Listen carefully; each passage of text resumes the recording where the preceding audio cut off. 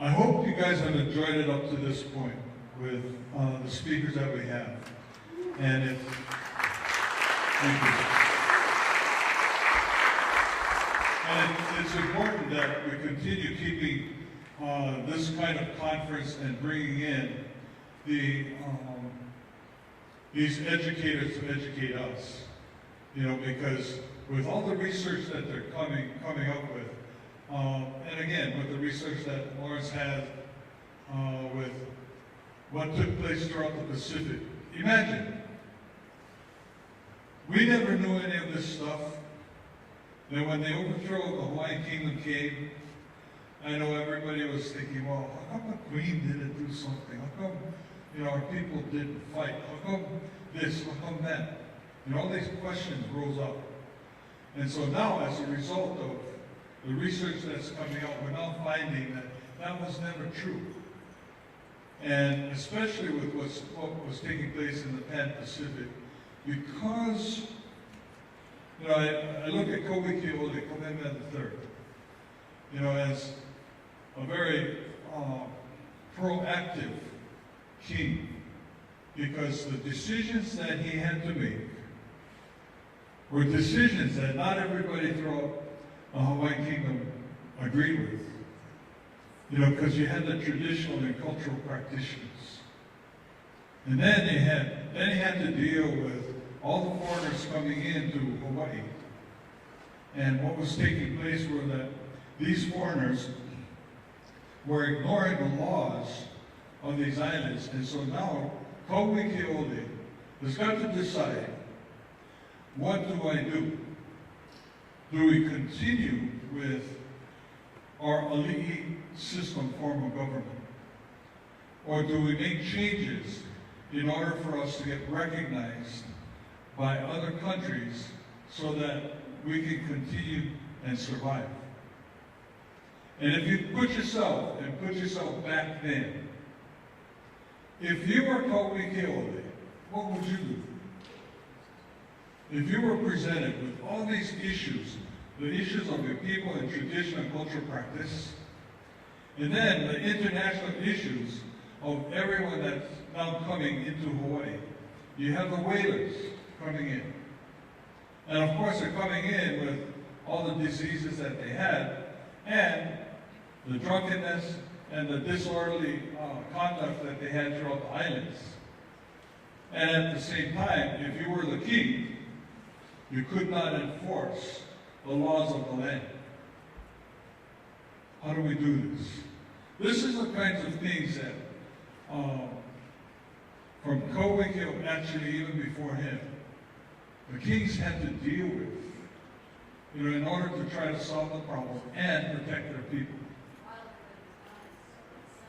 Yes, and there was, you know, we had a population of almost 1 million people, only to have it wiped out to 20,000 and almost totally annihilated because of the diseases that took place. And so when you see the research coming up, and I'll use Dr. Guncher's research, the progressive thought of the monarchy in trying to organize all of the countries throughout the Pacific so that they could be a huge, powerful entity. We never knew this stuff about the kings. Because we always thought, well, not we. What was being taught to us was that he was a merry monarch.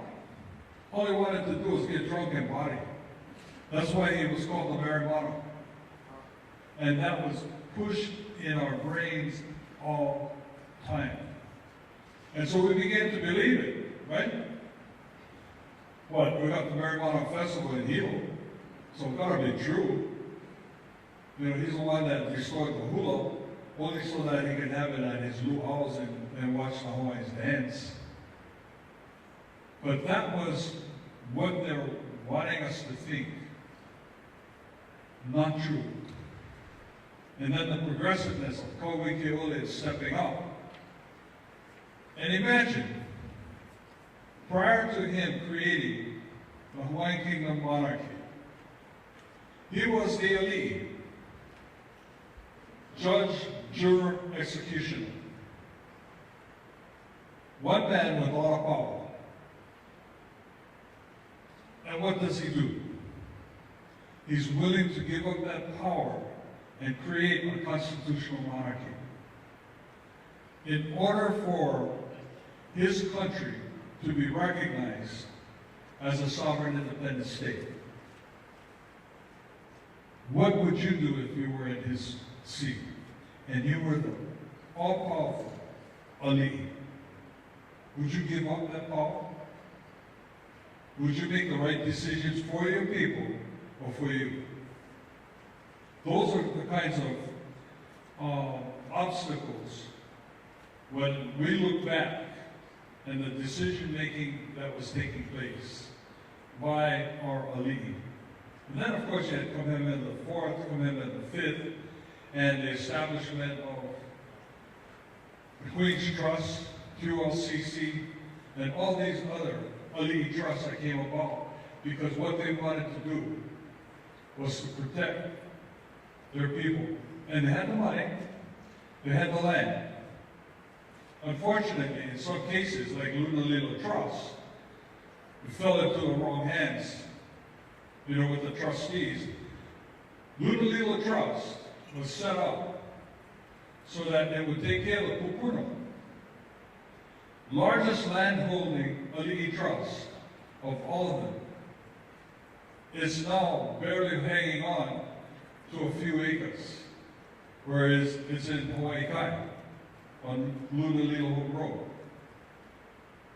Majority of what you see in Kāʻeo that Shipment Estates has now, that was Lunalilo land. What happened? Okay, these are the questions and all of the issues that was facing our monarchy. And for me, I love them, especially after learning what was taking place. And then, again, when you look at all of the things we're learning, try to put yourself in that place back then. Take yourself back in time. What would you do? And how would you handle it? Because they had to deal with it. Good, bad, and indifferent. And so today, what are we looking at? Are we criticizing? Are we learning? Or are we just keeping it in neutral? This next presenter that I'd like to present to you has never ever kept it in neutral. He never kept, and he never went backwards either. And I have so much love for this guy. And when I first met him, I was on Maui with Kāʻeo doing some seminars. And Kāʻeo said, hey, let's go to Kaleikoa's house. So we went up country, up to his house. And from that point on, he was my favorite. He was my favorite. I mean, he never hold back in what he thought. And on top of that, he's a professor at Maui College. And with all of his learning that he's had, and I also consider Kaleikoa a modern-day Hawaiian philosopher who's educated and can speak Hawaiian. And when you listen to his analogy of how he looks at things, it's just simply amazing. And so, as he's walking down, I'd like to introduce my friend, Kaleikoa Kāʻeo, Maui College professor.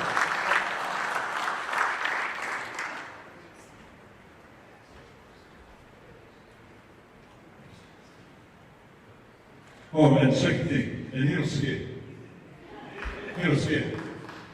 Whether it's a 18-wheeler, or whether it's a cattle guard, or anything else, he'll throw himself right in the middle of the fray.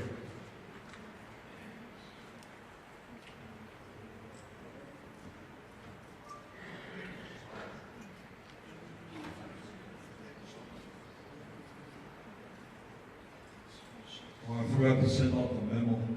We're using a different laptop.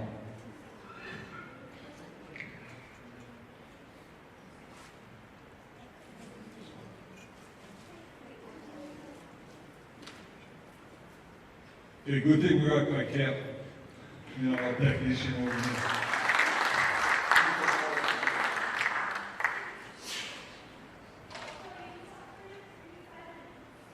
Okay, I'll stretch it out.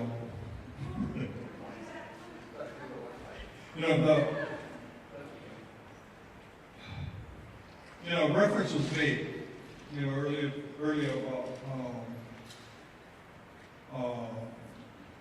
when there was a video that Kim showed on the Council of Regency, and Dexter Kayama, made a few statements in regards to some of the court cases that took place. And a lot of the court cases that took place were as a result of our clients from non-legal title searching claims going into court. And I wish all of you had witnessed going to the courts and seeing how the courts were handling these cases. The amount of evidence that we were able to submit to the courts was humongous. And the majority of the evidence, if anything, was Dr. Kemsai's research. And it was true evidence that we were submitting. And the argument that we were using was subject matter jurisdiction. And that the courts didn't have jurisdiction in this matter because it was U.S. courts in the foreign country of the Holy Kingdom. And so we submitted mountainous evidence. And supposedly, under U.S. law, there is supposed to be an objection or a response to that. And so the responses that we were getting back were like this from the attorneys. And supposedly, in the U.S. courts, the judge is supposed to be truthful, and the judge is supposed to be non-biased, weighing the evidence from both sides. And then after looking at the evidence, making a decision. The first two cases that we had, which was in district court, we won. Okay, and because we argued there was a defect in title, we won. We went back to district court after that with exactly the same arguments, almost identical, the same case, a different party, and we lost everyone after that. And we were looking to, and we were thinking, what happened? What happened? And so we took it to the next level, to circuit court. And during that time period, there was a term used in the real estate industry called non-judicial foreclosure. How many of you have heard that before? Non-judicial foreclosure. Okay. In that, the legislature, in all their wisdom, passed the non-judicial foreclosure law, which says that the loan company, all they have to do is notify you that you're late on your payments.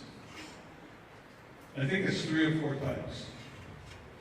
And once they notify you that you've been late, they can now take you home so that they would avoid having to go through court. That's what the non-judicial foreclosure was. We had almost 100% of all of the legislators in Honolulu had no clue what that was, or if that was even on the books. But the banks were using them, and people needed help.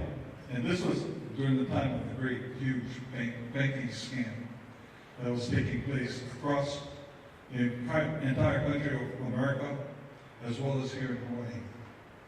And so millions and millions and millions of homes homes were being foreclosed on. Then that big, huge tidal wave hit Hawaii, and same thing started to happen. And I don't know if you remember taking a look in classified ads on the foreclosures, and there were pages and pages and pages of people losing their homes here in Hawaii. And it was because of the non-judicial foreclosure, at that time. And so, basically, we were the only legal help that, people could count on. And Dexter Kayama was our attorney. And interestingly enough, we had other attorneys that wanted to, after they learned about what we were doing, they said, oh, we want to join you. But when they started to learn about subject matter jurisdiction and the defect in title as a result of the overthrow of the Hawaiian Kingdom, all of a sudden they said, we don't want to participate with you guys. Because there was a threat to them, to their practice, and possibly to their family. Because they saw the handwriting on the wall. And attorney after attorney that said, yeah, we want to be with you guys. We want to participate with you guys. They all ran scared. We got scared. And they dropped us like a hot potato because it was too much of a risk for them. These were the kinds of things that we were facing. And in the courts, what was even worse, we had judges that were breaking their own laws, literally breaking their own laws, and making decisions in the bank's favor. And it was very difficult for us. And especially Dexter as an attorney, having to lose case after case after case. However, when he did that, he was building a record of the court's decisions and the judges, what they were saying in the courts. Because we made record of all, we had court records that we were able to pull after each case. That is now being used as evidence to war crimes that's being submitted. But during that time period, to go into court and trying to do your best to come up with the legal arguments to help people save their homes, only to have a judge literally break their own rules was really tough.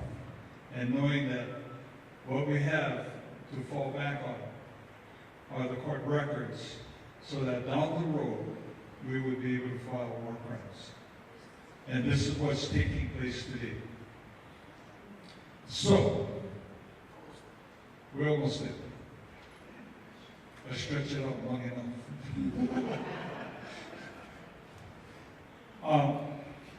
So anyway, I wanted to make that point. But before I did that, working with Kumu and Dexter, I felt that it was necessary that I would be the guinea pig to be able to take these things to court first and to see what would happen. And we were able to stretch it out for quite a while. And I got arrested twice because I refused to leave my house when the sheriffs came. And at both times, when I got arrested, the prosecutor dropped the case because we submitted to the prosecutor all the information that we had, actually that Keanu had provided, showing that the courts had no jurisdiction. In addition to that, I submitted a witness list of all the guys that are doing the presentations to be my witness when we go to court, because I requested a jury trial.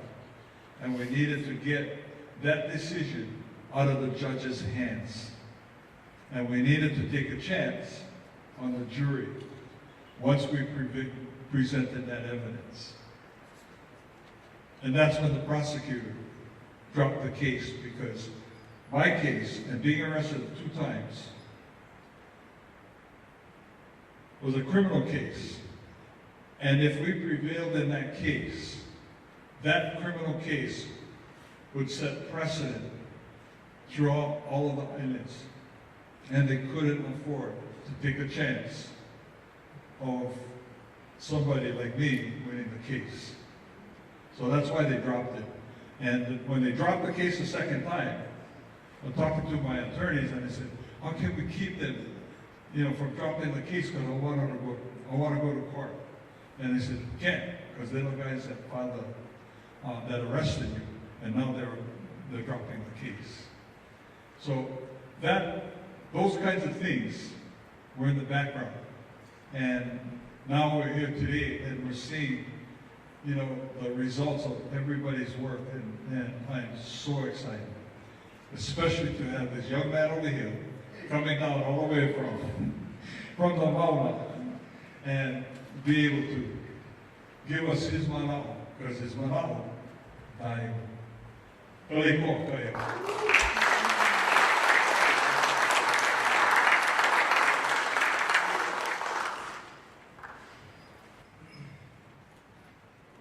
E alawa au ma'alama ua here kānaka ai luna ua koe kokula kawakari. Nā ui hoi kau pū awa pua mōri pua wa kea moa ka ane moa hini mai ki nā kau lere kalari. O au ke iuri ue keaka. O keaka mui e mai kai ni tū ha teiti mai kai ni kakatapoa ka ane. E mai ka pule koe a keako. Ka nai nai au e ni atua. E ulatu ue a vina me ki awa. O au me o Kaleikoa Kāʻeo. E keiki papa no i o kopupuni o Maui. A nui ko Maui au kua pau. Ka ai ana mai aku e mai ki e la hai welo. No kou manao. No ke e mea, no ka hau hana ana i ka la. Ka la nui o ke au puni mo I o Hawaii. Hoʻihoʻi ka la hoʻihoʻi e a no rena. Aloha. My name is Kaleikoa Kāʻeo. I'm a proud child product of the island of Maui, where my family has been since time immemorial. My father's side, who actually comes from a little place in Haniōʻo in Hamoa, in Hana, the east end of Maui. And a proud child on my mother's side, who's an Irish lady from Ireland, actually raised in Liverpool, and I have deep roots, in fact, in the political struggles of Ireland also. So a lot of times I say that's where my politics actually comes from. With that, I'm very happy and mahalo with Kale inviting me and all my big island gang over here. And actually bring it more. Actually, it's the first time I came down from the mountain in 2 weeks. And,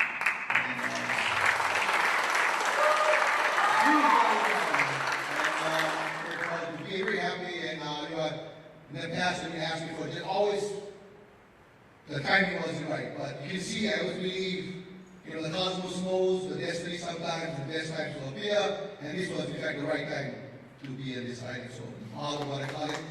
I would like to also thank the speakers before me, who, councilwoman, I should say, Paladin from Maui, a councilwoman from the island of Maui, who's also been very proactive in putting out this message. My brother, Dr. Kamusai, we've actually been working together for over 3 decades. It's kind of funny, but in the late 80s, I think 1987, we started working for a Native Hawaiian Students University program at the University of Hawaii in Manoa.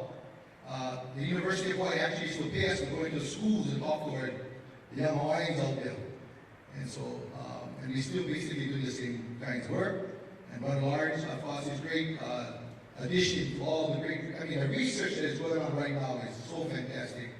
And let me just also say, if you have a chance to go and check out, there's a blog, I'm sorry, I don't know the exact name, but it's under the Native Hawaiian Student Services, University of Hawaii, Manoa, and they're doing it's actually a second summer, where they're following the Youth Abroad program, it's called, and it's following through the Hawaiian Kingdom period.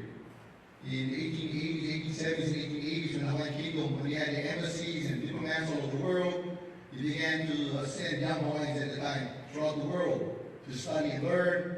And so this is the second summer where they're actually out there in Europe, kind of retracing the footsteps from people like Kāʻeo and all the great Kanaka who's been out throughout. In fact, right now they're touring Italy, where they went to visit the school where Robert Wilcox attended.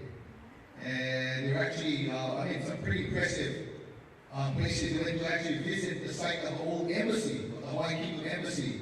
And they put up Hoʻihoʻi Kāʻeo in that old building and so forth. So there's a lot of exciting things out there. The research is so amazing. It's such a wonderful time for many of the young Hawaiians who are researching this kind of information to really prove without a doubt indisputable evidence of our history, which of course feeds us today. And so I'm very happy and proud to be here. I'm going to take a little different approach to stuff. Not so much talking about political history, but more about how political mythologies are used many times to control the way we think. So in many ways, of course, if I came out today and in the past, in the late 1980s, when I would go into high schools and I would come out, and the first thing I would ask, I would say, who discovered Hawaii? Now in the 1980s, what do you think most of the Hawaiians would say? Captain Cook! We laugh about it today. But in the 1980s, there was a serious mental sickness and disorder that we were carrying at that point. And we did not even see ourselves in the history. We did not understand that the accomplishments that were performed by our kupuna. And in fact, we only were able to see ourselves from the eyes of the colonizer, the occupier, the oppressor, the dominator, whatever word you want to use upon ourselves. And so a lot of my work, I talk about, is kind of trying to reverse that kind of ideas. And so, I'm sorry, talking too long already.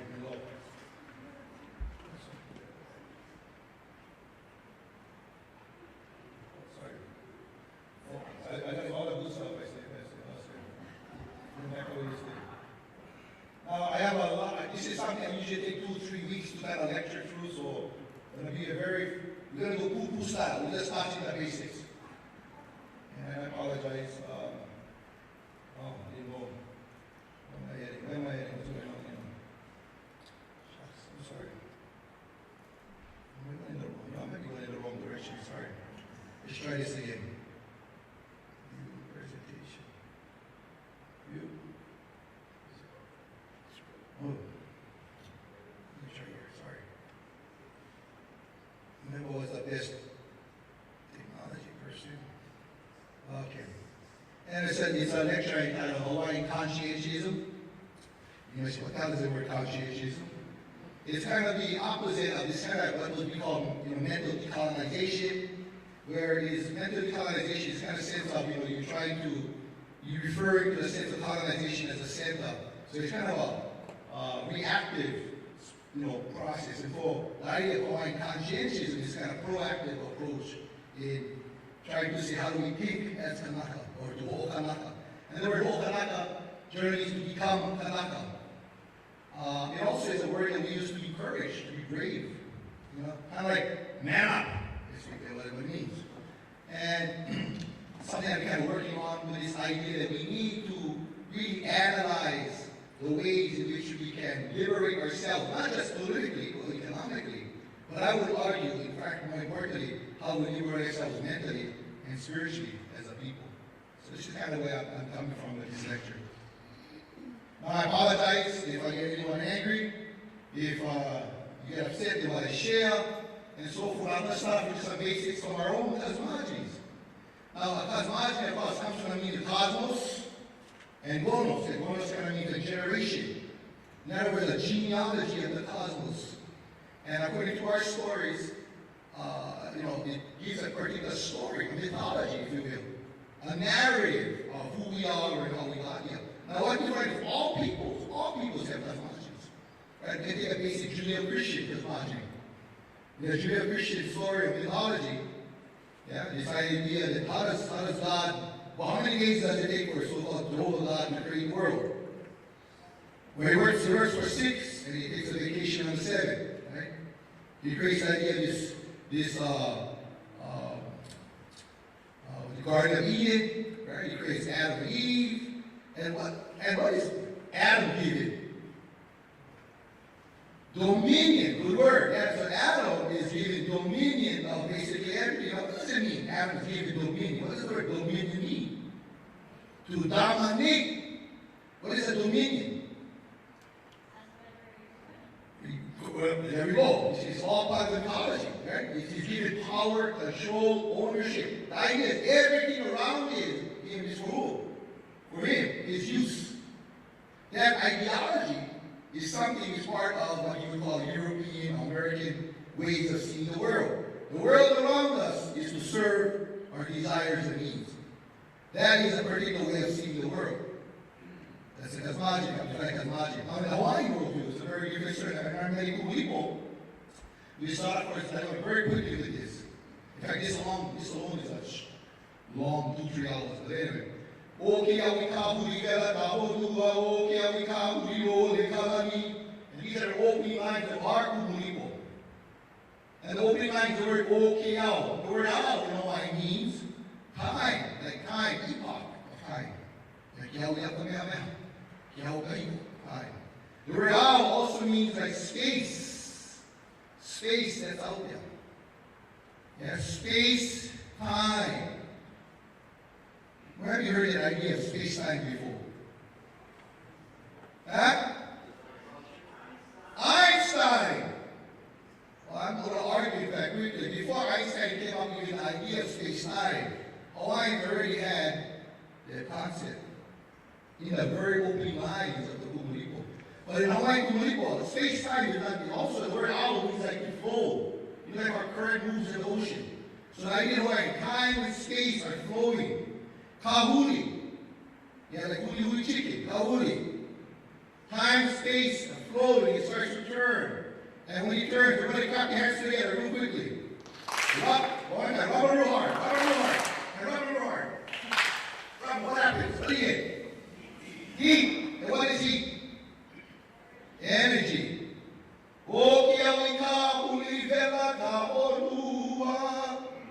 In the opening lines, it's science. See, this whole BS that we hear about Hawaiians versus science, FDS, that's a game being played. You gotta understand that. My argument, our cosmology from the opening lines is scientific. Now compare that to other cosmologies. See, our culture has always been based on science. So get that mentality on your mind that some Hawaiians are somehow fighting science. Lord means to turn inside out. The heavens reverse. This is the idea that how does it all begin? It just begins. Where does it all begin? With the beginning of the stars themselves. Even before the stars, the creation of the stars themselves. This is opening line of the Kumu people. And I would argue, again, very, very scientific. And the Kumu people, and then goes on to the first section. Life begins where? In the ocean. With the creation, the smallest creature they could see, which are the life pods. So, where does life begin? From the ocean? Our Kupuna already understood that. Way before any European came to that understanding. Again, these are particular lines I'm just putting out. Male for the narrow stream, female for the broad stream. This idea, you put males and females together, what happens? Oh, you get production, reproduction. Life is formed. But it's connected to the idea of water. But fundamentally, you can see that what's important in fact is water. Kawai ololi, kawai olola. Water is the foundation of all life. Is that true? Bob, look at the scientific, they're out in Mars. What are they looking for in Mars? Why? Why are they looking for water in Mars? It shows life. Again, scientific basis.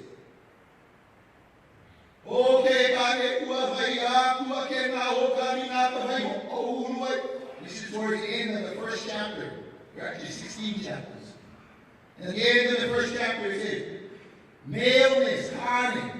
is being compared to a Hoʻihoʻi. Hoʻihoʻi is like a water gourd. Now, water gourd, traditional water gourd looks like this. You're kind of figure, what does that have to represent? Well, a male, family symbol. Yeah? Akua, that's God. And what it's referring to, especially in Hawaiian town, we have multiple meanings in our poetry. It's all poetry. But the idea is life is produced. Water has this magic, and I always thought, it's like if I have a seed, right? If I get a seed and I put the seed in, I just put the seed right here, or I put it in the ground, and I leave the seed there, what happens? Nothing. And if I get water, and I pour water on that seed, what's going to happen now? It comes to life. So there's this kind of poetic expression of life. You want to call it magic, you want to call it chemistry, whatever it is. In our story, the idea that is the divine. That is God. That is the divinity. That which brings life. So from the very beginning, these ideas come from our ancient stories. Now also in the first chapter, all the simple invertebrates appear. And at the very end of the first chapter, it goes, Pono. Everybody repeat. Pono. What does the word Pono mean? Huh? Righteous. What else? Balance. Everything is the way it should be. It's Pono.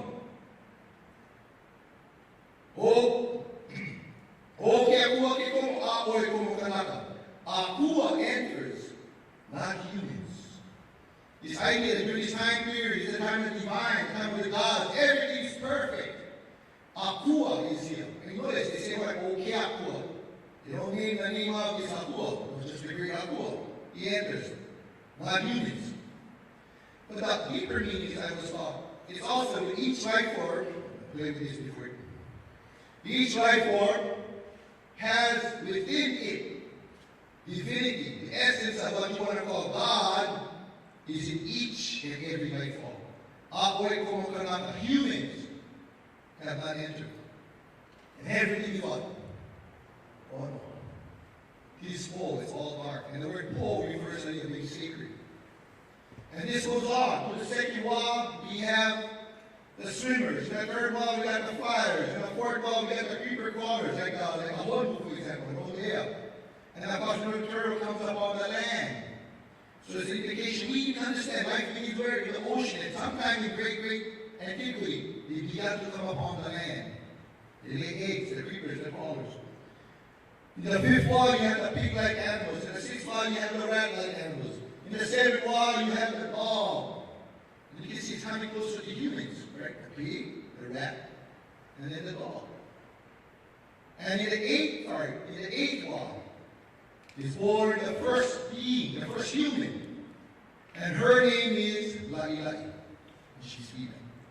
Now, in all of the first 7 walls, at the very end, it says, Oh no. Everything is what? What do you think happens when humans come out in the 8th wall? In fact, they say, wow. His light, his consciousness. What happens to Pono? It's not spoken of again. Now, it doesn't mean that humans are bad. What it means in the teachings of us, as we as humans, it's our nature. Whenever we come upon a pristine area, by our nature, what is divine gets defiled by our nature. So again, if you look at the question, someone asked me what to explain to them about Mount Yes, they're very much the same way. Those summit areas are seen and kept to be pristine. Say, if I could anthropologists all the time say, no, we went up there, we didn't find any human activity. Of course not. That is the proof that it's sacred. We don't have to build a church on something to make something sacred. That which our Lord produced itself is what's sacred. And it always reminds us that we as human beings, philosophically, we got to be careful what we do. As Kumu always say, walk lightly. Yeah, don't make any comment. This human being has this awesome power. Now in Ewa, Laʻilaʻi, the first female, she's born in a place called Lalawaya. And in Lalawaya, it said, she doesn't represent the first human that's physically human. See, that's the Maori world. They get kind of idea. They get stuck with this like missing link kind of thing. The Hawaiians really focus upon is the consciousness part. That somehow in a great antiquity, we kind of transform from being like more like animal-like perhaps, less conscious, to one shift to become this being that we are today. This is what makes us special, you see. Think about what other creature can divert water and to plant food. What other creature out there can fly a plane? What other creature goes, I wonder what I'm going to do next year? We have certain kinds of, we have this awesome power, this consciousness that we have, which makes us special. Now in this story, Laʻilaʻi is at Lalawaya, and from the heavens above is Keli Vahilani. And he, again, look at, from the heavens above, Keli Vahilani, looks down and goes, ooh, that's a good looking creature. And he descends from the heavens and he mates with Laʻilaʻi. And it's from this mating we have first ki. And the word ki is like the word tiki. It's an image. So the first child is named Image. Sound familiar? And he's a human being. The second child is named Kane, which means man, and he's a god. The third child is Kanaloa, and he's a god. But look at that play with ki and Kane. What is the difference between a akua and a kanaka, or a god and a human? And this is what they're playing with in this song. That in many ways we are humans, but in many ways we're like gods. Think of the awesome power that we have. What other creature says, I'm going to create all this nuclear weaponry enough to blow up this earth hundreds of times over? Humans. And then takes the radioactive material and says, I don't know what I'm going to do with it. Let me go dump it in the Pacific. Humans. See, that's what it means. We have these, we're like gods in many ways. So these lessons that our kupuna teaches us are very important principles to always remind us. We need to remind ourselves, and that's why these sacred areas are so important. They constantly remind us that whatever we do in the future, we need to be what? Careful. Right? People talk about genetically modifying human beings and all these things that you have. We do have the technology for those things. But like God, the question is it good for us? We can create pesticides and insecticides and all these kinds of quick ways to grow crops. But the question remains, is it good for us, you see? And that's the, again, the point being, just because you can do it, perhaps, it doesn't mean you should. And that's the human question. That's the question of humanity. Now, this is a very different story that our kupuna knew. But when I grew up as a young man, and I would probably say 99.9% of young Hawaiians who grew up during my period never knew any of this. It had been erased, it had been replaced. And this is really what my lecture is about.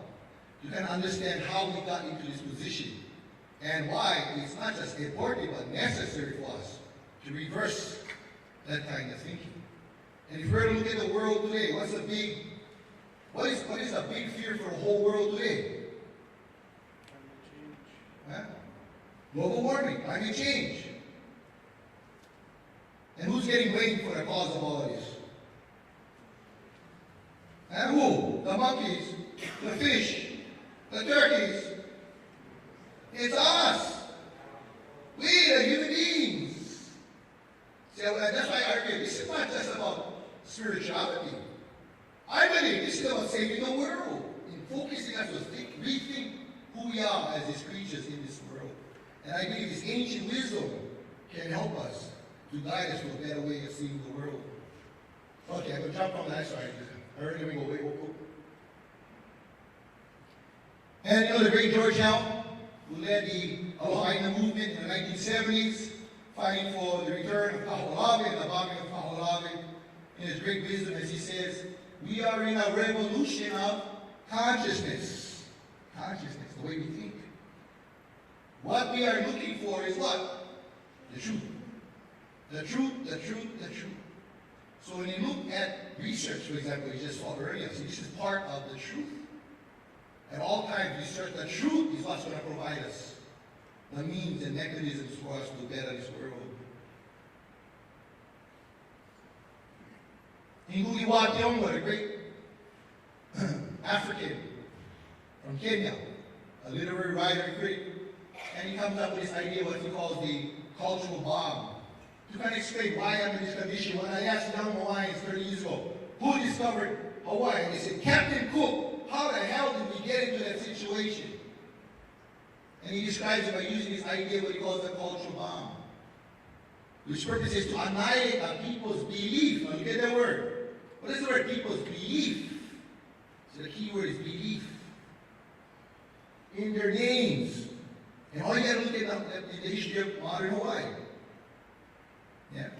My dad's generation, my dad is Samuel, his brothers are Philip, Lawrence. Look at the names they have. My generation, Kaleikoa, Kāʻeo, and so forth. You can see there's this kind of shift going on.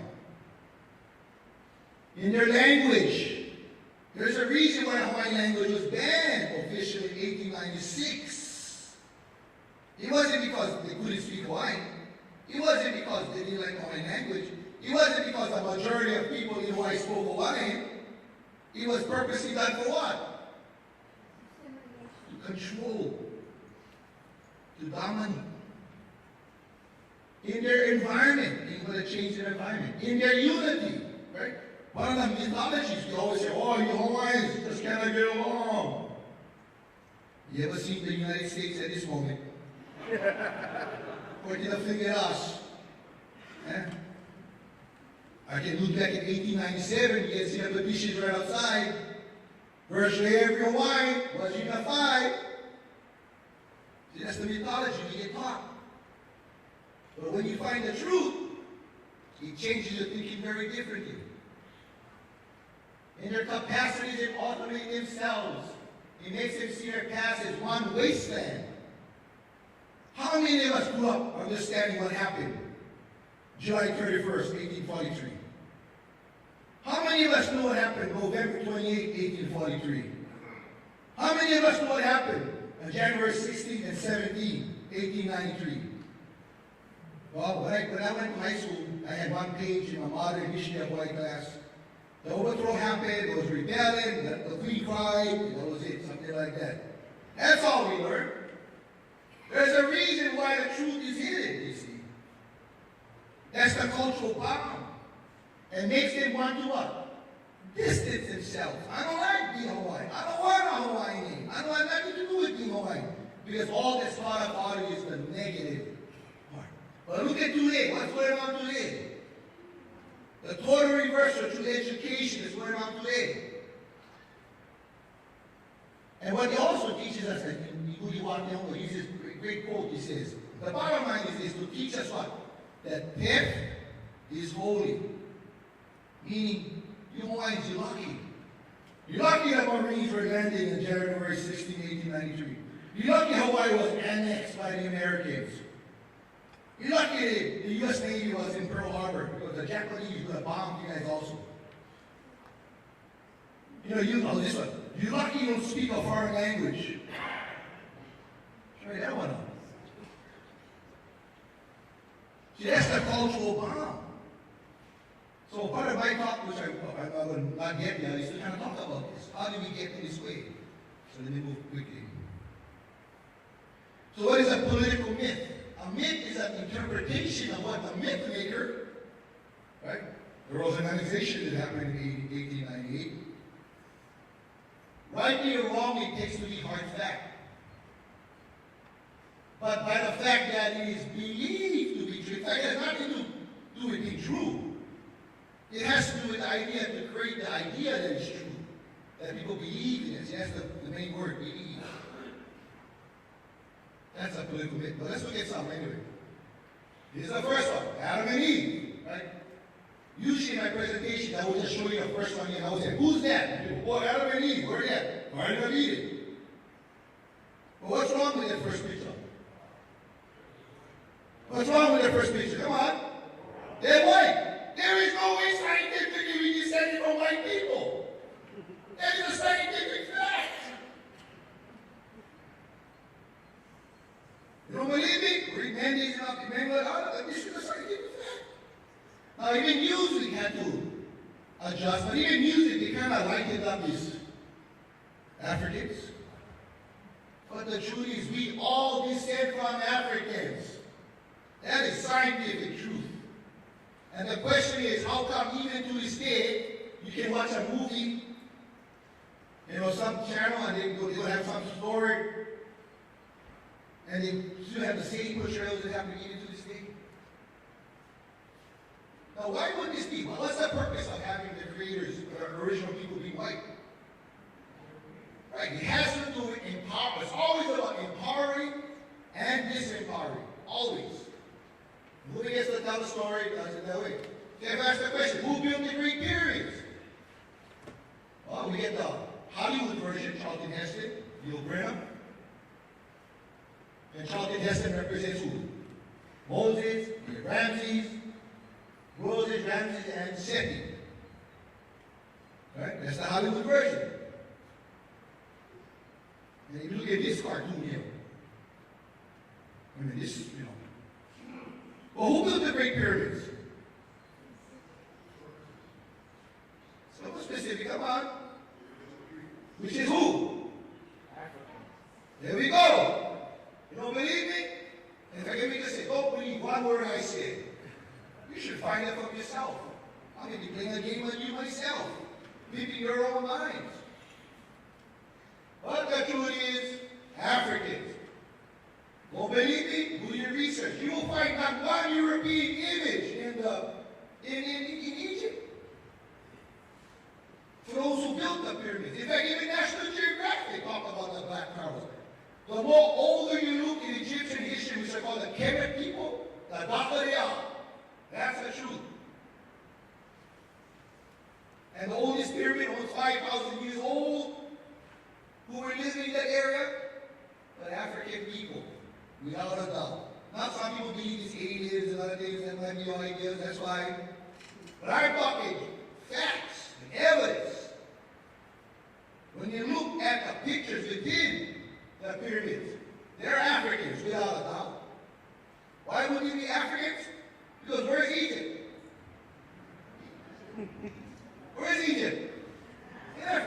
I've had debates with professors who tell, Egypt isn't really Africa. And you got a PhD, brother? They find all kinds of excuses. Or the Greeks came. The Greeks never got here till way later. They talk about Cleopatra. Actually, Cleopatra, by that time, she was mixed.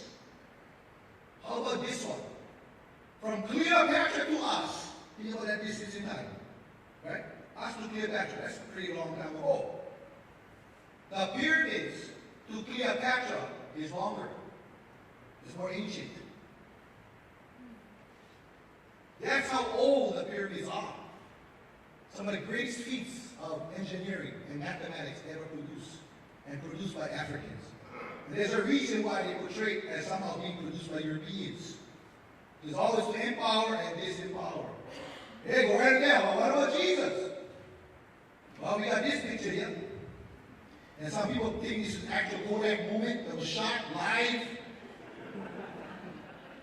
This was painted in Europe. Jesus never stepped foot in Europe his whole life. That's a fact. Right? This is 1,500 years after the event. 1,500 years. But what are the oldest images of the Jesus story that you'll find? Well, I'll show you one of the oldest ones. I think this is 300 AD. Look like Bob Marley sitting in the middle right there. And in fact, when you study the image of Jesus, as time went on, Jesus brightened up. And you got to ask yourself, how come? What's the purpose of that? See, race wasn't an issue in the ancient world. It became an issue during the time of slavery. Then color became an issue for many people.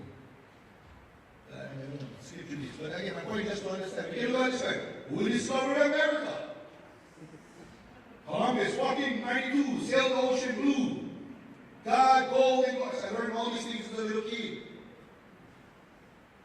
Who discovered America? The original people. And in fact, if you look, the more ancient you look, the darker they are. That's a genetic fact. These are the kind of things that are coming out. It had nothing to do with Columbus. But they teach that we used to eat, actually, as a little boy, it was a holiday for this guy.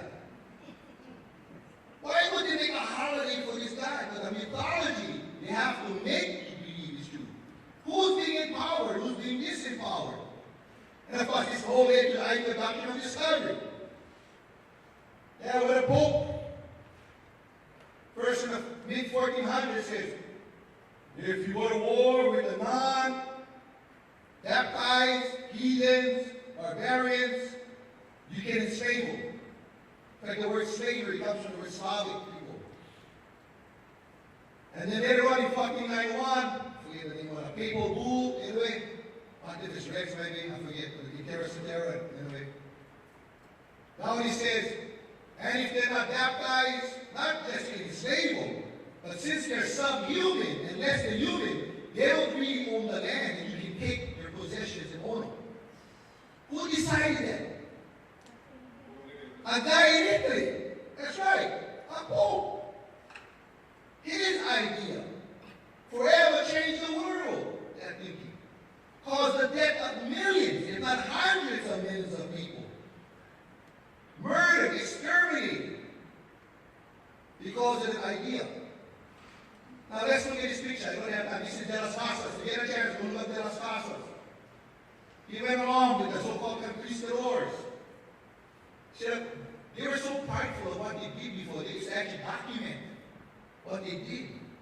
And if you look at the pictures, you can see what's going on here. What is this guy doing? He's feeding the babies to the dog. And we celebrate Discoverers Day. Would hang the women. Cut off the ears, cut off their hands. That is Columbus. That is the foundation of what becomes America. How come none of this was taught to us in school? Why don't they teach us the truth, you see? Because they're pimping our minds. They're playing a game with our minds to empower somebody else and disempower somebody else. That's political mythology. But I'm here to tell the truth, you see. Because I know, I tell the truth, it breaks up these ideologies. It's like a thread when you pull from your clothes. You keep on pulling, it's like everything starts to hammer. In very much the same way. Thanksgiving the same way. I remember as a little boy, the teacher would take half the class. Half the class would dress up, pretend we were like Indians. The other class would dress up, pretend they're like bugles. March us around the school. And then we would have lunch, sit down, and eat corn, pumpkin pie, and turkey. Celebrate Thanksgiving. Based upon what? That's a mythology. That's a story. Go and read the story yourselves about the first Thanksgiving, the so-called Pecan War. I wish I had more time to talk about it. But you know, the first thing when the so-called All Saints became the Puritans, Spanish, and what they call Plymouth Rock. What's the first thing they did after they prayed? What's the first thing they did? Anybody know? They came upon a huge sand dune. Because 20 years earlier, there was a huge plague that wiped out many of the Native Americans in the area from earlier. People trying to populate the area. They came upon a huge burial area. And what do you think they did? Huh? The foundation of America. What do you think? The first thing they did after praying when they came to the sand dune, the burials. They grave robbed them. And they prayed because God gave them all these trees to carry. And then they barely survived the so-called first winter. Over half died. And let me tell you, they weren't eating pumpkin pie and turkey. What were they eating? Well, you eat each other, that's right. Read for yourself. The natives of that area felt so sad about these people. They went out there and they helped these guys. Taught them how to fish, taught them how to live, how to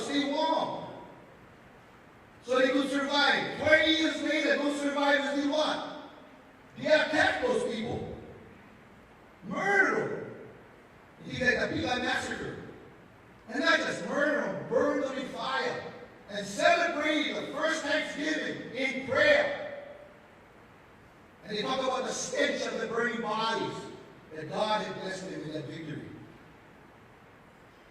That's written in Bradford. Read about it yourself. That's America. That's the mythology. And we ought to celebrate what? Thanksgiving. Now, I would say we shouldn't give thanks, but we don't have to be pimped and play a game about this. There's a reason why the story is told in that way. It empowers and disempowers. We can talk about, again, Japanese question of Hawaii. You all should know by this time. There is no treaty of annexation. They can make up all the stories and mythologies they want, but it's pretty simple. As they say, show me the paper. And all of us know, as I give my students every semester, I give them an A forever, as I tell them. All they need to do is show me the treaty of annexation. And I'm pretty confident nobody's going to get ahead. I've been teaching over 20 years. Because there is no treaty of annexation. You can make up a lie if you want. You can believe a lie, but me, I refuse to. So how does this all work? And you can use all different words. And I'm kind of sorry, it's not just a Hawaiian case, but I'm kind of looking in general at Native peoples. You want to call it indoctrination, colonization, assimilation, forced assimilation. It's a process of changing how you think. That's the bottom line. And then this idea the royal elites, right, the aristocracy, perfected this method to what? To maintain control. And the first thing they will do is deculturalization. It means you're going to remove from the so-called native peoples their culture. You're going to stamp it out. And the first thing you usually do is what? Ban the language, change their names, change the way they dress, ban their religion, force them to adopt their religions. And then they're going to miseducate you. They're going to teach you to praise Captain Cook and Christopher Columbus, and thank you very much for the Pilgrims for doing religious freedom. Right? Thomas Jefferson, the great hero. He's a pretty cool guy for his time. But how many of you guys know that under Thomas Jefferson's, they were reigning the terror, more Native Americans were murdered with Thomas Jefferson than any other president. In fact, his own words is to exterminate the Indians. That's Thomas Jefferson. Don't believe me, read yourself. You remember Sally Hemings, right? His slave woman, his concubine, they accused him of it. And when he dies, even the children are sold off. That's Thomas Jefferson, the great American. Yeah, he's a great American, makes America great again, that's for sure. Europeanization, right? He teaches us to celebrate, think of the holidays we celebrate. The names we adopt. The only way you can be seen and heard is to become like them. Denationalization, and I you don't even recognize them, especially in the Hawaiian case, our own nationality is Hawaiian nationals. Well, we come up with our own words in Hawaiian that we've been using for a while. And one of the words, again, this is more with the mental sense. And a friend of mine, Honiara Wida, and I were doing a tour about 25 years ago with Island speaking. And we kind of talked about this idea of, like the brains are rotting out and the worms are eating out the brains. And the idea of colonial, right? Like the worms are kind of falling in your head. And the opposite of that would be pohemonile. Yeah, you guys know the Nile. You know the Nile worms. The small pinworms, some of the babies get like in their body. That's the Nile. But the idea is, what is to so-called decolonize ourselves? To restore ourselves, to heal ourselves, to remove those worms from our brains. So we come up with these words, yeah? And this is something, the thing is, every history of every people, every state is all different. But there are very much similarities in the cards that they play against so-called native peoples. Very, very similar. Hedrick Pierce, my Irish heroes, in 1916, led the Easter Uprising. Fantastic writer. He died trying to free his country from British rule. One of the important pieces that he writes is, in fact, he talks what he calls the murder machine. He's talking specifically about education, the murder machine, when the British English controlled the Irish education in Ireland. There is no educational system in Ireland. The English have established a simulacrum, like a copy of an educational system. Look the same, but it's not a real one. But its object is a precise contrary of the object of an educational system. Education should foster. In fact, the word education comes from the word educe. Educe, like reduce, and then you get reduce, right? Educe. This education is meant to what? Repress. Think about our own, see? Very similar. Education should inspire.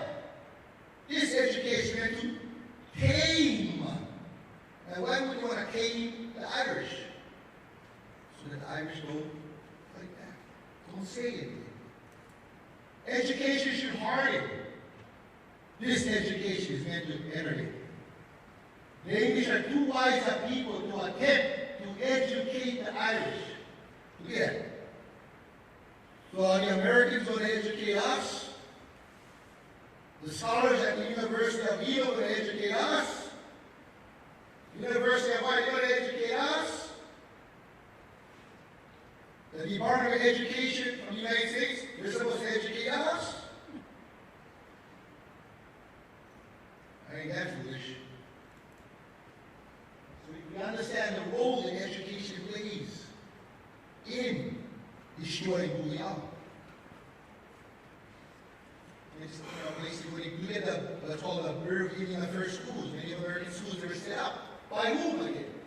For what purpose? And his famous, Captain Pratt's famous words, and this is the head of the educational system. This guy was in charge of the education system. He said what? Kill the Indian, save the man.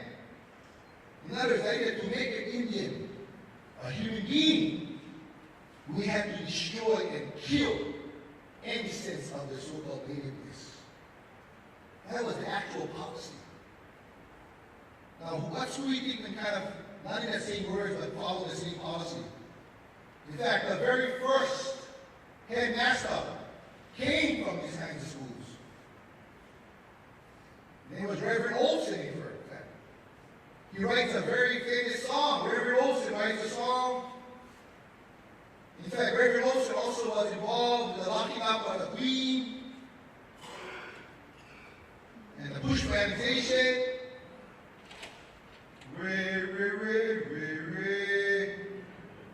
He writes that song. That's why those kids might come in school days. You sing in celebration of that guy. Same mentality, which was to assimilate the children into their culture. And that's why it's a long story, right? When people wonder, why was Hawaiian language not taught in Kamehameha? You know that story. Goes back to the very beginning founding day when you had the convocation to bless the very first opening of the school. King Kalakaua actually addresses the students. And he speaks only in Hawaiian. Naturally. Olson is so upset. Throws a big fuss. How dare he speak Hawaiian to these children? We're trying to civilize them. And he bans Hawaiian language and cultural practices at that school. And that has pretty much lived on in many ways to this day. And it's starting to change. But the legacy had nothing to do with Hawaiians. It had to do with Olson. Oh, I stay way behind. I'm sorry. We gotta understand a lot of this has what's called European imperialism, the empire. The sense of manifest destiny with the United States. That it's almost like godly, divine. They're moving across to murder, annihilate, and assimilate the natives. It was God's plan all the time. He blessed them with his new lands. the justification, in fact, became very religious, which was the formation of the politics, which we still see to this day. And we have different types of what we would call colonialism. Territorial, intellectual, and mental is what I'm kind of looking at more today. So they use the word freedom, but when they use freedom, it doesn't mean freedom for all. It's freedom for those that follow an empire at the expense of the death and destruction of all. We can look at the Pacific, same thing. And when I saw this picture, it kind of seemed very creepy to me. You know, the Catholic Church kind of thing going on there. But the church plays a huge role. They go part in capitalism, the investors and the missionaries go hand in hand with empire building. In fact, you'll never find it without it. Militarism and missionaries run hand in hand. Well, that's not like, well, yeah, it's also the record, sorry. But the system has lived for far too long on this planet. And of course, what is the purpose? To plunder non-European peoples of their wealth and labor.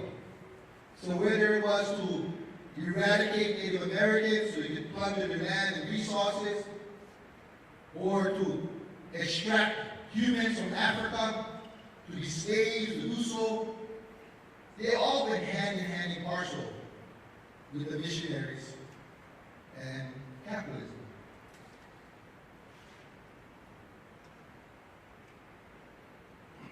That's what I think like native knowledge.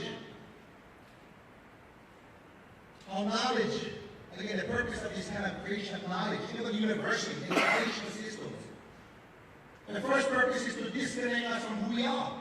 Think about all of us who are raised in Hawaii. Think about as young children. The only Hawaiian thing we had was like May Day or something. That was it. On top of Old Smoky. I can sing that song. I can sing the song from all those songs I got taught. How many of us grew up learning stories like about Tawapua or Hiaki Kaponi Opele? About Three Little Pigs? About Snow White? Whose image is being produced, you see? That's the point. To disconnect us from who we are. It says here, those who are disconnected from their identity and culture are easily what? Manipulated and controlled. That's the purpose. And they always like to take our knowledge. And then they become the experts of our knowledge. You know, I hear astronomers, you know, astronomy is just like Pacific navigation. Pacific navigation, astronomy, you know, this big connection. And I say, yeah, navigation was a huge thing. But so is Mama Ida. So is Mama King. We have other kinds of values we had also. That wasn't the only thing we ever did. But you see, they kind of trying to create themselves that they become experts. They know what it is. What do you tell me? Kumu Kaleikoa. Only science isn't traditional Hawaiian. And Ida is not saying I'm not atheism. Being quiet about it, that's not traditional either.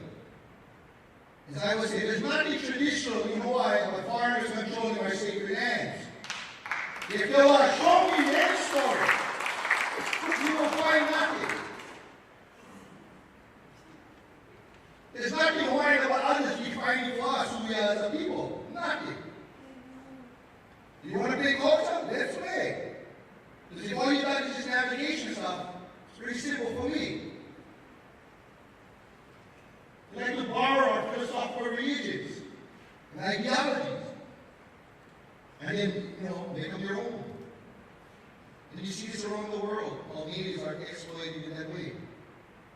So anthropologists and PhDs become experts of Hawaiian religion. Cultural practice. Yeah, I've fought a few many times.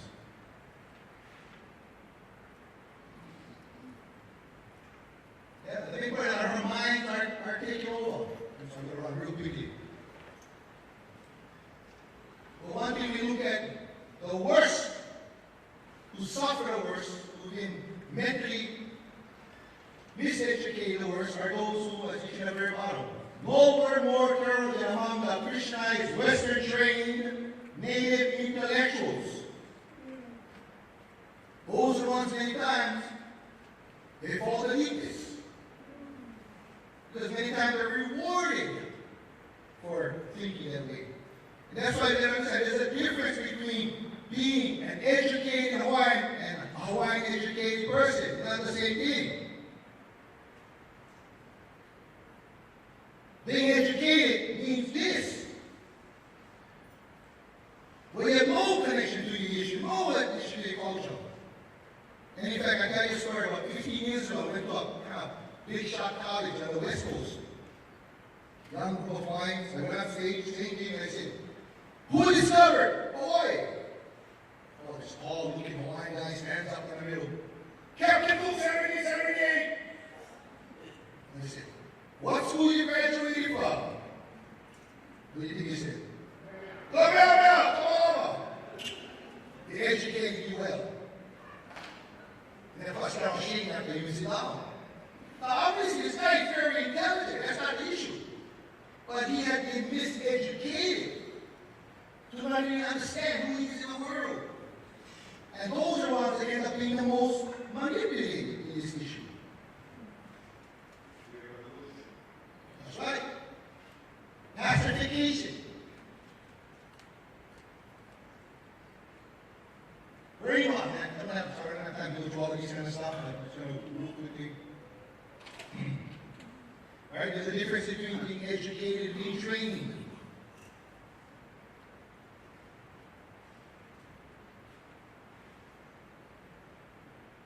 In the United States, they perfected this system very much so. The carrot and the stick. You feel ashamed and you have to disavow first native heritage. And you talk to admire and venerate the European worldview and accept it as being the best. The only thing that matters. So deculturalization is, again, is the foundation in all of this. You're going to get African slaves specifically in that process. There's a reason why slaves were not allowed to speak African languages. There's a reason why slaves were never taught to read and write.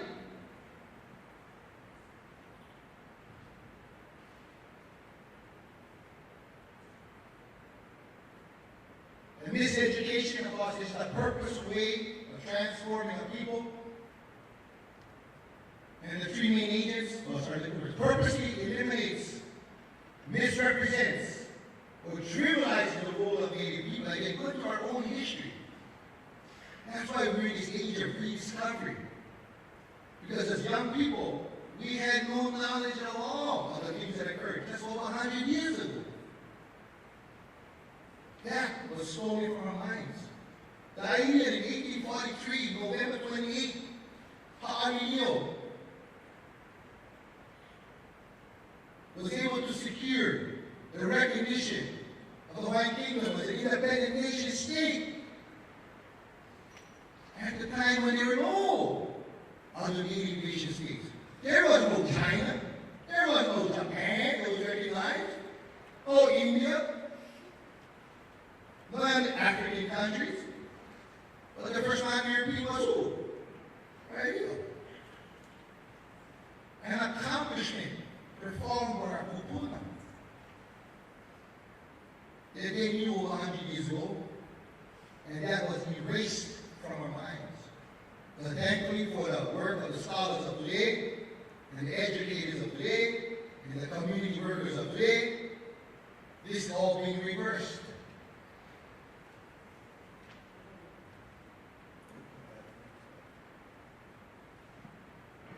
The purpose, you have to embrace European history, tradition, and culture as their own. Right? We start to see the world as a thing like that. Diseducated means they don't even educate you at all. You don't even go to school at all. Menticide. We need to erase our minds, the nativeness, our culture, tradition.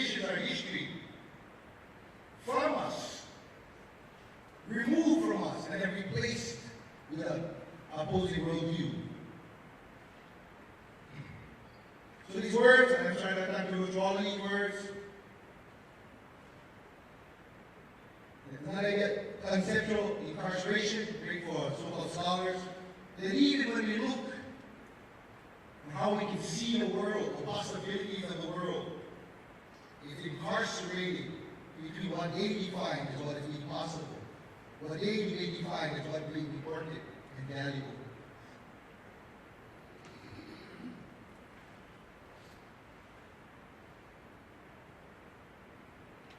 Learn indifference. You basically learn to accept this is how it should be. Hawaiians, you're supposed to live on the street, under blue cards, be the worst educated, drink beer all day, smoke pakalo, play ukulele, lie in the park all day. That's how you are. You don't vote, you don't participate, you don't meet. Politics is in Hawaii. It's all the crap that's put on us. But see, actually, when you know the truth, you realize that's a whole game being played on us. What happens in 1897? Our Kumu just cried, sat down, and never do anything? Oh, they organized. They worked together. And the petitions were signed, was taken to D.C. and submitted. And you know, people never work. Huh? Did the petition work? If they could court it did. It stopped the annexation. That's a true fact. You see, our minds are conditioned to somehow believe otherwise. So very different. We can't accept this is something that is taught to us. The idea of disunity, disunification, again, they throw that on us all the time. And once I know the history of 1897, you can't never play that game again. If we did it before, there's no reason we cannot do it today. Are we doing it today? I'm telling you right now, we are. I look at America and I say, man, you guys have a lot of work to do over there.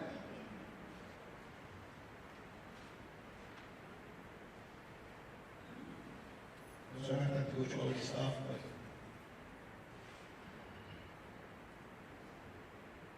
I'm just going to end with this here.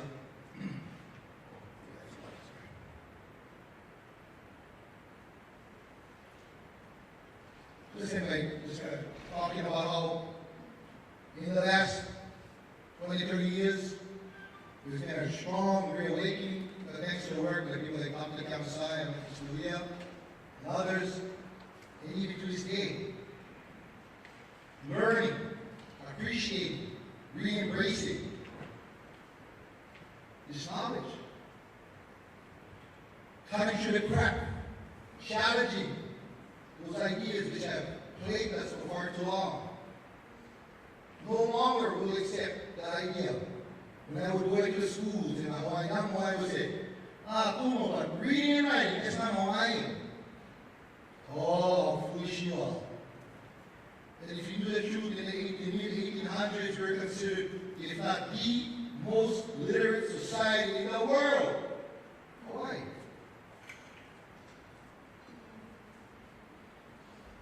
It's how quickly information and knowledge and education changes things. So I always say education is the cure. Education is the cure. You start to see the world in a very different way. What is happening to our people is not new. We're just really returning to where we have been. That's a very different journey. Going to somewhere where you've been before is very different than saying to somewhere you've never been before. And the kind of shackles break, the fears break. And instead, it's replaced by confidence, it's replaced by true knowledge of who we are. Then it makes us a lot stronger and resilient in this fight. And when you, especially like at the academic levels at the University of Hawaii, then you start to realize, what is the history of the University of Hawaii? Who started the University of Hawaii? And you start to learn things like even the University of Hawaii, which sits on whose lands? Our lands. That's not state lands, that's our lands. The state did have a story to make it their lands. But that's just a story. That's not the factual issue. So this time, you say, you know, that the Kumu gave us a song back at the time of the overthrow, we'll bow the pole. Darkness is over. Wow, Kapo, we are united. I truly believe that in this generation, it's a change. And let me just end with this one story. A few days back, I gave a talk about Kumu up on a mountain. We wanted me to talk about the Kumu. So I had an hour talk about the Kumu, and unfortunately, due to time restraints, I only went halfway through. So that's the first sleepwalk. And I finished my talk, and I'm on the side talking to someone else. A little boy goes by, he runs up, and he tells me, why? No. How come you only give to 8? How come you never do a 16? How come you never talk about this, talk about this, talk about this? And I looked at that boy. And I said, one day, you would teach him this guy. When I was in age, I had to go to college to learn. I had to go to college to learn this stuff. And here's this boy that small. Already understood the fundamentals. That's why I keep on saying, if that's the best they have for us, if that's the best they get, we already get a beat. Wow.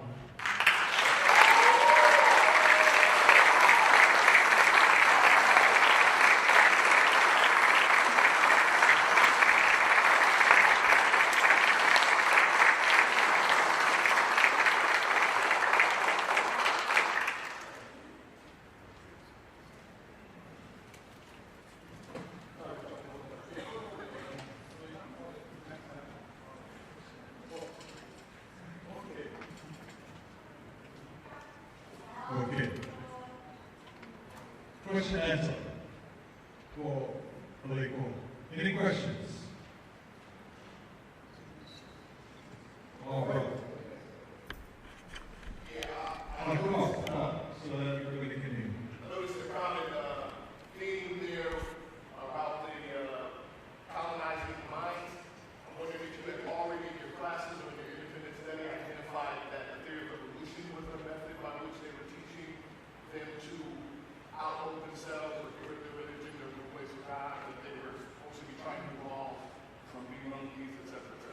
That is part of the story. It's a very, how do I say,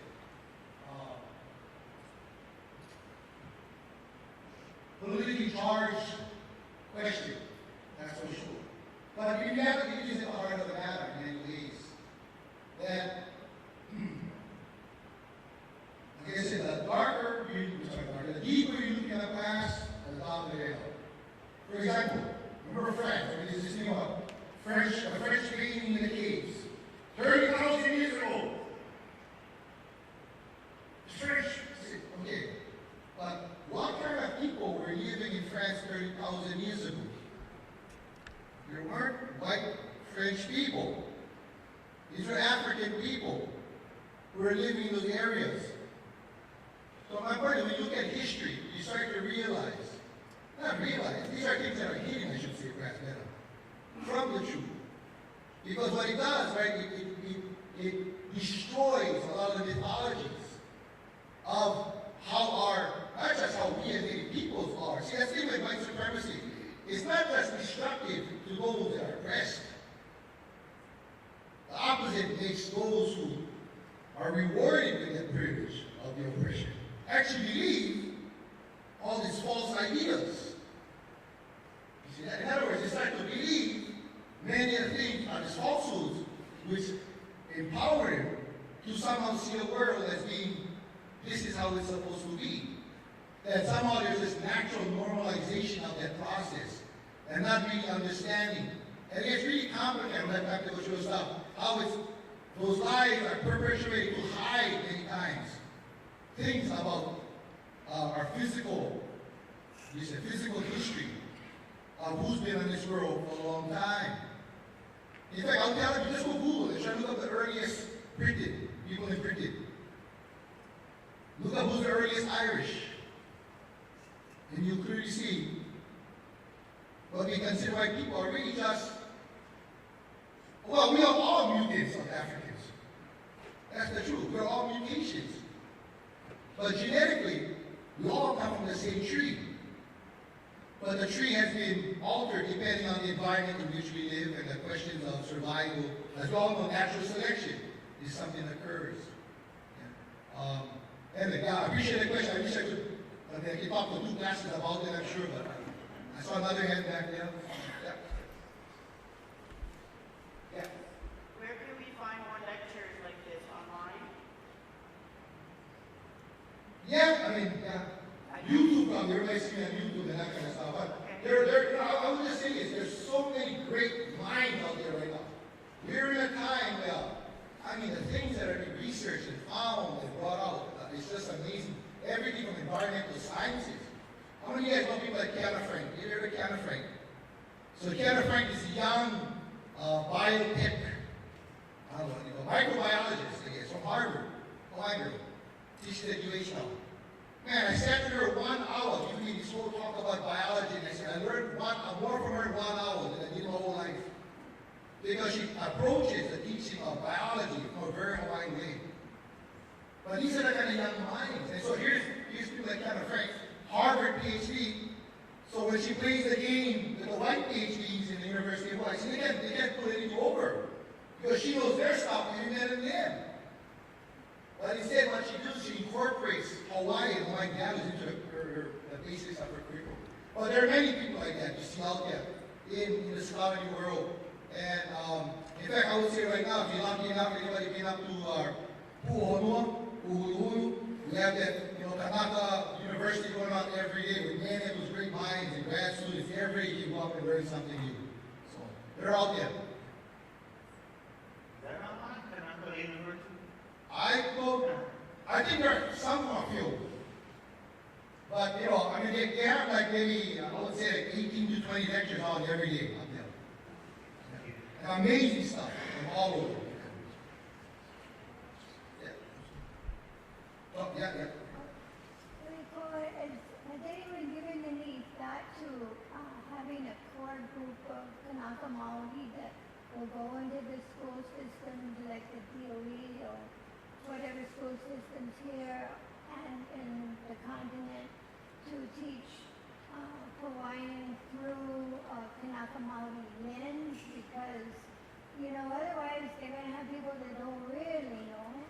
Yeah. There's a lot of initiatives and attempts.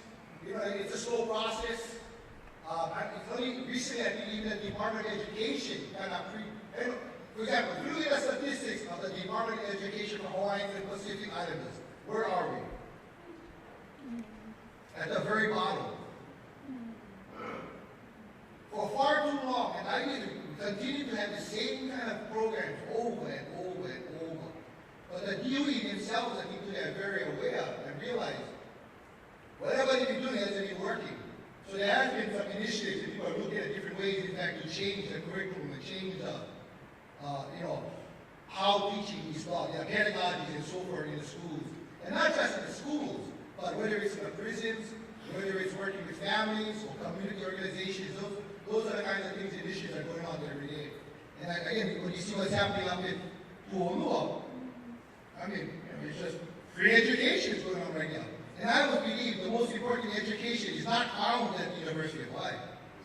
The best education you find, in fact, is amongst ourselves that we share amongst ourselves in the community.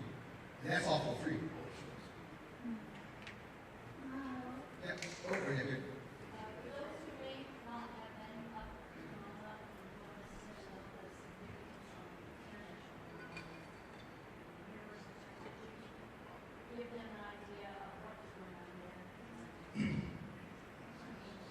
Well, I guess I would say for far too long we've been treated as being invisible people.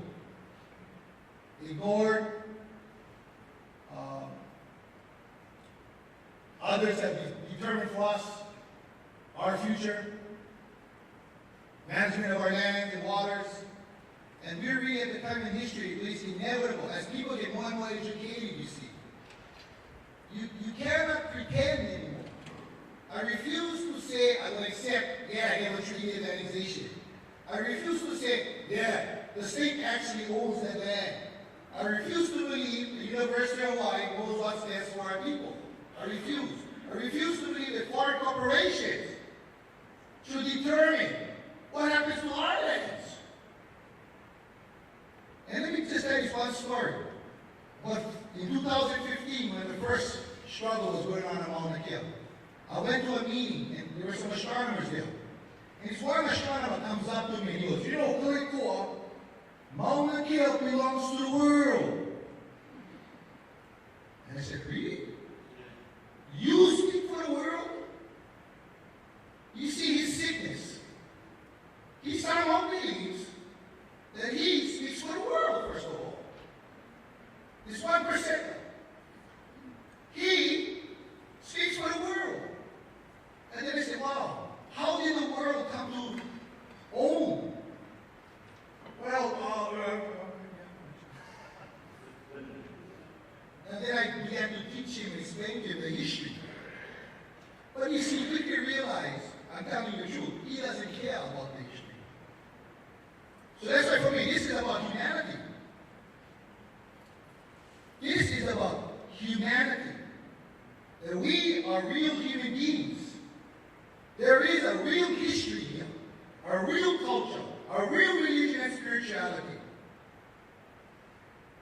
And just because he is inadequate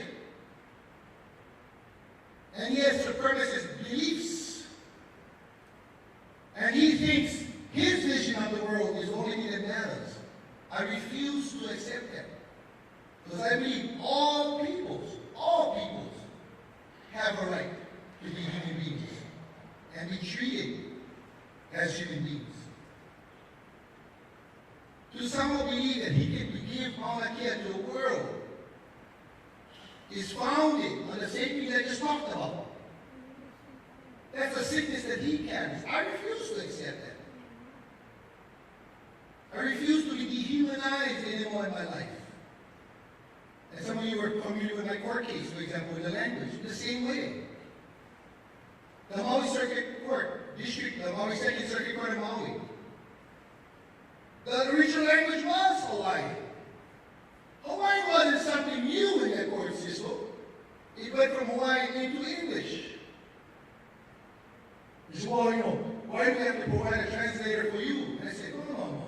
See, this is you guys' confusion. That translator is for me. The translator is for the judge and the prosecutor. They are the ones that are inadequate in Hawaii. But you see, there's still this contingent, there's still this mentality, because there are people who benefit from our dehumanization. They benefit from the idea that we are real humans, that we don't have a real history and spirituality. They have an economic benefit to them. So they would hang on to those ideas. About 10 years ago, when I was fighting, or began to fight for the solar telescope on Maui, Kaleikoa, I sat right across from this guy. His name was Craig Foltz. And I told him I'm going to make him famous. He was the head of the Solar Observatory, National Science Foundation. And I'm talking to him about the telescopes and asking him, I gave him this whole story in Hawaii. In our story. It's actually about Mama Paul, that's law of the splitted paddle. Which basically again says, Wakapu Keola Nakani, means life is sacred to Kani. And really what it means, you know what it means? Life is the most sacred, thing. Culturally, life is what's most sacred. I tell him this story, and I even quote Gandhi, you know that one of the 7 sins is science without humanity. And I'm expecting this guy to give me some kind of story about the value of that telescope. I say, tell me, what is the human question? Are we going to save lives? And I told him, I believe, I don't care. I can suffer if we will save lives. That's our nature. If I know we will save lives, I'll suffer. And I asked him, I looked him directly in the eye, and he looks at me and goes, it's just pure selfish research. I wanted to reach across and poke him in the neck at that point. But that arrogance, you see, that idea that his pure selfish research supersedes our right to be human beings. That is a fundamental issue, really, what's going on. Now, unfortunately, many of the politicians, the astronomers, the investors, the corporate elite fail to understand this. They think it's only about these telescopes. They have no sense of what's going on in the community. They have no idea what's going on when they're young. They're so disconnected from what's happening, not just in the Hawaiian community, but for many of those who live with Hawaiians. And we want a better world. You know, whether it's fighting this GMO crop, that's the same fight. It's the fight for us to define for ourselves our future. Whether it's about returning water to the streams, it's the same fight. It's no different. And really, that's the heart of the matter as a people today. And so even in Hawaii, I say, you know, even working with many non-Kanaka. And I say, you know, yeah, the Hawaiian question might be in the middle, but if you plan to live here for the rest of your life, we're all in the same fight. If my grandkids and your grandkids can get together, and their grandkids down the line, we're really talking about the same future. If you could call Hawaii your home for your children, your grandchildren, we all in this together. When my EV going to the ground, next to yours to the ground, we all end up in the same place. So we all have the same responsibility to make Hawaii the best we can. And I believe the best way to do that is for us, working together to define for ourselves, determine for ourselves what is best for ourselves. And we can no longer allow those foreign corporations or those compradors in Hawaii who make money from those foreign corporations, or those who still hold on to this kind of old sickness as they see us, to continue to rule Hawaii. Those days are over. It is over. There is a new Hawaii being born. There is a new Hawaii being born. That old plantation being manipulated, greedy, just for me kind of Hawaii will be over. I truly believe that. But the only way it's over is if we all work together and we all take on our responsibility and we do whatever is necessary for that to happen. Because if we don't, as I say with the Mauna Kea question, we're at a juncture. Either we're going to step forward together for a better Hawaii, or whatever fabric of Hawaii we had that we had made us special will be gone. And I truly believe that. Because our people will no longer tolerate being subhuman. You know, they hold. Only has nothing to do with Standing Rock.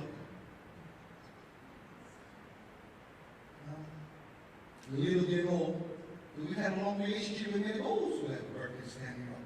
Or those, our brothers and sisters up in the unceded territories of Canada, fighting the pipeline up there. Or in Louisiana. Or our brothers and sisters in Papua. Throughout the world. It's the same fight. Not just a fight of survival, but a fight for a different world. A world where we, again, look at this sick world we live in today. The world is dying. It's dying for that mentality. The same mentality that those who want to put that telescope on the mountain. Who said, we don't give a shit about what Hawaiians think and feel, and who we are. Their research is more important. Great humanity. So to me, it's a question of humanity in the end. And so, you know, with that, I'm committed to continue my fight, our fight, and you know, Mauna Kea really is a symbol of that fight. But whether it lasts 2 weeks, 5 years, or even 10 years, as we said, TNT will know no peace. If I meet any of those astronomers on the street, I'm going to let them know how I feel. because we can no longer be silent.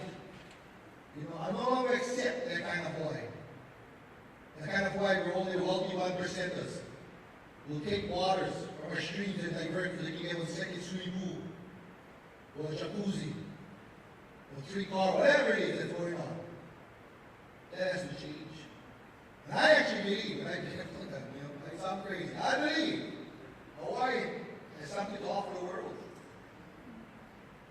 If we can survive together here, on these islands, I think that's something that can reach to the rest of the world. And in fact, that's kind of what's going on in some of the other struggles right now. For our brothers and sisters in Aotearoa, standing in their mountain, in Kapoloa, just like us also. And so, anyway, freedom and justice for all.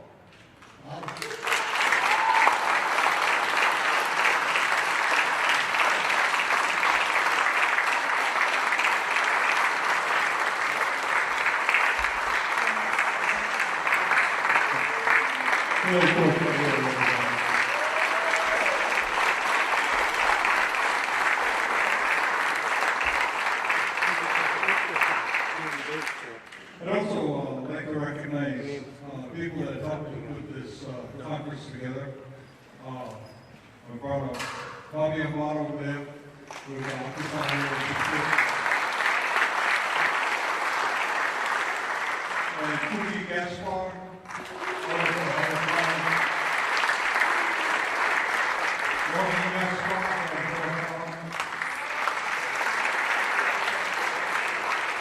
And of course, Jen Roberts.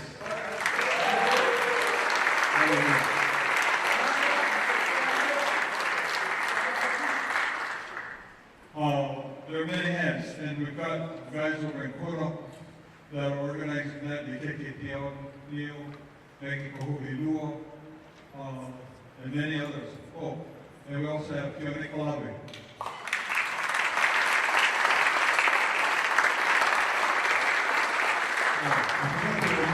I hope I don't miss any names, and no, this isn't the Academy Awards or anything, you know. I never make hopes.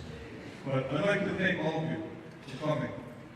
And whatever you have gained from this conference today, take it back to your ohana, take it back to your friends, and take it back to people that you know and share this information with them.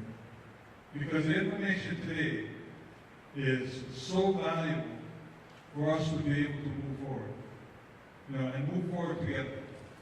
And I like the diversity of the crowd that we have here. It's not just only Hawaiians, not just only Hollanders, not just only Filipinos, not just only Chinese, not just only blacks, but it's the diversity of the people that we have here. And it's so nice. Oh, we call them and Hispanics. Native Americans. Oh, yeah. I told you. I don't know this was the Academy Awards and I was supposed to make notes. But I never make notes on this one. And I also like to recognize Mayor Harry Kim.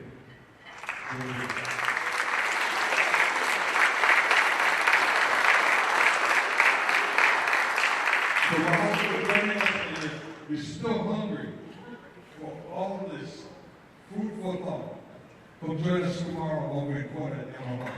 So we're going to be at Yamaha. And the same presenters will be there. And if you forgot, when you go home, come to Kona with us tomorrow so that you can remember what you forgot to learn today.